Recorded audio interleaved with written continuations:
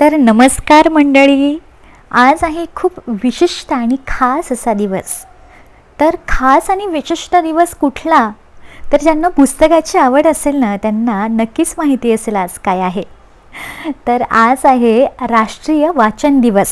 हो, आज वाचन दिवस आहे आणि जे पुस्तकाचे रसिक आहेत ना, त्यांच्यासाठी आजचा हा दिवस खूप खास आहे.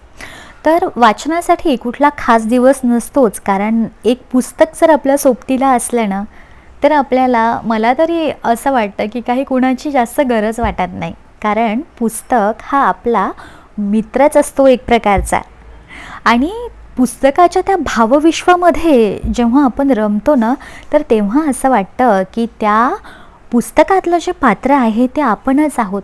मला तर बाई असं खूप वेळ होतं.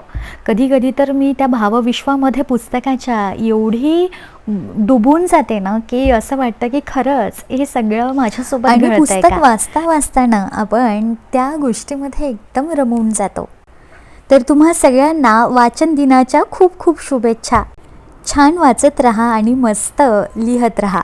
आणि सकाळ म्हटलं की कामाला सुरुवात होते, तर छानपैकी मस्त अंगणामध्ये रांगोळी काढून घेतली आणि रांगोळी काढल्यानंतर इथे छान स्वयंपाक करून घेतला. जेवणाचा बेत आजचा असा होता आणि त्यानंतर सगळ्यात माझ्यासाठी शांतीचं ठिकाण, हे ठिकाण आणि एक पुस्तक, सोबत एक डायरी आणि पेन, एवढं असलं ना साहित्य की काही असं वाटतं मी वेगळ्या विश्वामध्ये आहे. तर आता माझ्या या वेगळ्या विश्वामध्ये मी थोडी रममाण होते. तोपर्यंत पुन्हा भेटूया एका वेगळ्या व्हिडिओमध्ये. बाय.